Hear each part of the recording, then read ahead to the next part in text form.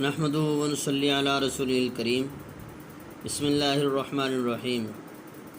عزیز طلبہ السلام علیکم ورحمۃ اللہ وبرکاتہ۔ آج کی اس ویڈیو کے اندر ہم مضمون نمبر 9 ایک دلچسپ سفر پڑھیں گے۔ مضمون شروع کرنے سے پہلے کچھ باتیں آپ کو بتاتا چلوں عزیز طلبہ کہ مضمون چونکہ اس کا عنوان ہے ایک دلچسپ سفر، تو اس کے عنوان کے حساب سے عنوان کے مطابق فوراً اپنا واقعہ شروع نہیں کرنا، بلکہ مضمون شروع کرنے سے پہلے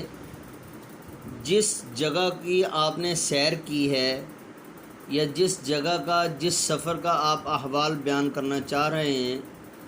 اس جگہ کے بارے میں آپ نے سب سے پہلے کچھ پس منظر بیان کرنا ہے۔ مثلا ایک آدمی ترکی گیا ہے، اب ترکی کا کچھ نہ کچھ پس منظر بیان کرے گا کہ ترکی کے احوال کیا تھے، مسلمان کس طرح سے وہاں پر حکومت کیا کرتے تھے اور پھر کس طرح سے وہاں پر خلافت عثمانیہ قائم ہوئی۔ چند ایک لائنوں کے اندر وہاں کے احوال بیان کرنے ہیں۔ کسی بلند و بالا پہاڑی کا تذکرہ کر رہا ہے، اب وہاں پر اس کی اونچائی، وہاں پر علاقے اور اس کے بارے میں کچھ نہ کچھ بیان کرنا ہوتا ہے کہ وہاں پر کیا کیا ماحول ہے اور کس طرح سے وہاں پر لوگ زندگی بسر کر رہے ہیں۔ اور پھر اس کے اندر سفر کے اندر اور اپنے ساتھ عجیب واقعات جو بیان ہوئے ان میں سے کوئی ایک واقعہ بیان کرنا ہوتا ہے۔ اب چونکہ یہ جو ہمارا یہ مضمون ہے ایک دلچسپ سفر، آپ کو جو کتاب ریفر کی ہوئی ہے شرح سرمایہ اردو، اس کا پیج نمبر 409 صفحہ نمبر 409 میں دیکھیں، اپنے ہی پیارے وطن کے اندر اس نے جس نے بھی یہ مضمون لکھا سیر کی ہے، اور اس نے پس منظر میں سب سے پہلے اپنے پیارے وطن پاکستان کی تعریف کی ہے کہ ہمیں کہیں اور جانے کی زیادہ ضرورت ہی نہیں، ہم دوسرے ممالک کی بھی تو تعریفیں کرتے پھریں، تو کیوں نہ ہم اپنے وطن کی تعریف کریں اور اپنے وطن کے بارے میں اللہ جل شانہ کا شکریہ ادا کریں کہ اللہ پاک نے ہمارے پیارے وطن کو کن کن نعمتوں سے نوازا ہے۔ اور حقیقت بات یہی ہے کہ اللہ جل شانہ نے ہمارے پیارے وطن پاکستان کو ہر قسم کی نعمت سے نوازا ہے۔ 4 موسم ہیں، موسم کے اعتبار سے ہر پھل ہے، پھر ہر چیز میسر ہے، روزگار کے مواقع ہر طرح سے فراہم ہیں۔ وہ الگ بات ہے کہ مہنگائی کی وجہ سے بے روزگاری عام ہوتی جا رہی ہے، لیکن اللہ جل شانہ نے جو انسان اپنا رزق اپنے ملک کے اندر تلاش کرنا چاہے،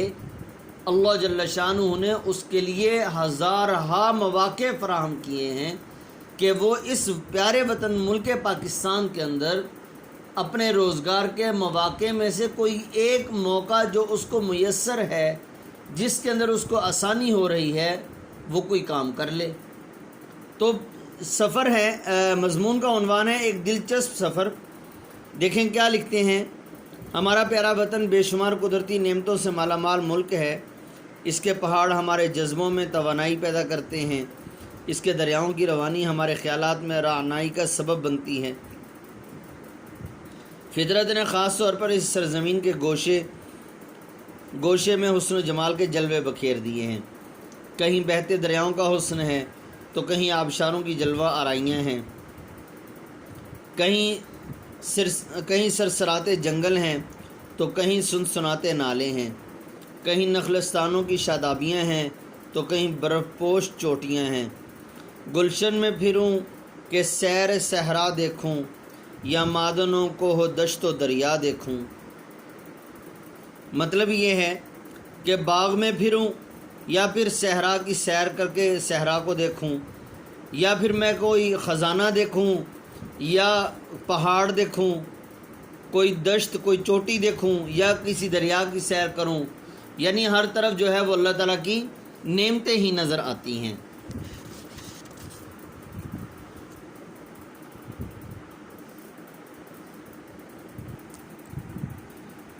ہر جا تیری قدرت کے ہیں لاکھوں جلوے، حیران ہوں کہ آنکھوں سے کیا کیا دیکھوں۔ اب یہ پورا بند ہے کہ شاعر یہ کہتا ہے کہ میں حیران ہوتا ہوں کہ میں دریا کی سیر کرتا ہوں وہاں بھی نعمتیں، صحرا کی سیر کرتا ہوں وہاں بھی نعمتیں، اور بلند و بالا پہاڑیوں کی سیر کرتا ہوں وہاں بھی اللہ کی نعمتیں، اور ہر جگہ پر چھوٹی چھوٹی پہاڑیوں پر جاتا ہوں وہاں بھی اللہ کی نعمتیں، تو میں ان آنکھوں سے کیا کیا دیکھوں، ہر طرف اللہ کے جلوے دکھائی دیتے ہیں۔ اللہ تعالیٰ کا ارشاد مبارک ہے، سیرو فی الارض، زمین کی سیر کرو۔ عزیز طلبہ، اس جملے کے ذریعے سے میں ایک بات بتاتا چلوں، اللہ پاک نے یہ ضرور کہا ہے کہ سیرو فی الارض، زمین کی سیر کرو، لیکن بعض دفعہ لوگ زمین کی سیر کرنے کے اعتبار سے آدھا مطلب اپنے نکالتے ہیں اپنے مطلب کے لیے، اس سے آگے کیا ہے اس کو ہم بیان نہیں کرتے۔ اللہ پاک نے فرمایا قل سیروا فی الارض فکیف کان عاقبۃ المکذبین، فکیف کان عاقبۃ المجرمین، کہیں کسی جگہ پر مکذبین بھی آتا ہے، کسی جگہ پر اللہ تعالیٰ نے سیر کا تذکرہ کر کے اپنے جھٹلانے والوں کے لیے کہا ہے کہ دیکھو جھٹلانے والوں کا کیا انجام ہوا ہے، مجرموں کو اللہ نے کیا انجام کیا ہے، ان کو کیا کس طرح سے سزا دی ہے۔ جس طرح پیارے حبیب صلی اللہ علیہ وسلم جب کسی ایسی جگہ سے گزرتے تھے کہ جہاں پر اللہ جل شانہ کا عذاب نازل ہوا ہوتا تھا، مثال کے طور پر قوم لوط ہے، اب قوم لوط کے بارے میں کیا آتا ہے کہ قوم لوط جو کہ بہت ہی برے کام کیا کرتی تھی، اس کے بارے میں آتا ہے کہ اللہ جل شانہ نے ان کو اس طرح سے عذاب دیا کہ حضرت جبرائیل علیہ السلام نے اپنے پر کی ایک نوک کے ذریعے سے پوری بستی کو اٹھا کر آسمانوں تک لے گئے اور وہاں سے الٹا کر دیا، اور پھر اللہ کا غصہ پھر بھی ٹھنڈا نہیں ہوا تو اللہ جل شانہ نے پتھروں کی بارش کی، اور جہاں سے وہ قوم پانی لیا کرتی تھی پینے کے لیے، اس قوم کے پانی لینے کی جگہ کو ایسی عبرت کی جگہ بنا دی کہ وہاں پر انسان اپنا جسم نہیں لگا سکتا، اس کے جسم کے جلنے کا اور کالا ہونے کا خطرہ ہے۔ اور پھر اسی طرح جو ہے وہ اگر مثال کے طور پر اس جگہ پر پتھر ڈالا جائے، سنا یہ ہے کہ وہ پتھر بھی پگھل جاتا ہے اور وہ نرم ہو جاتا ہے۔ یہ اللہ کے عذاب کی نشانی ہے۔ اب وہاں پر ہم جا کر ہم سیریں کرنے لگ جائیں اور اللہ کے عذاب سے کوئی عبرت حاصل نہ کریں تو یہ بڑے ہی عجیب سی بات ہے۔ تو سیر کرنی ہے، سیر کرنے کے ساتھ ساتھ اللہ جل شانہ کے عذاب جن جگہوں پر اللہ نے اپنے عذاب بھیجے ہیں ان جگہوں سے عبرت بھی حاصل کرنی ہے، اور جن وجوہات کی بنا پر ان کو عذاب ہوئے ہیں یعنی اللہ کی نافرمانیاں، ان سے بچنے کی دعا بھی کرنی ہے۔ سیرو فی الارض،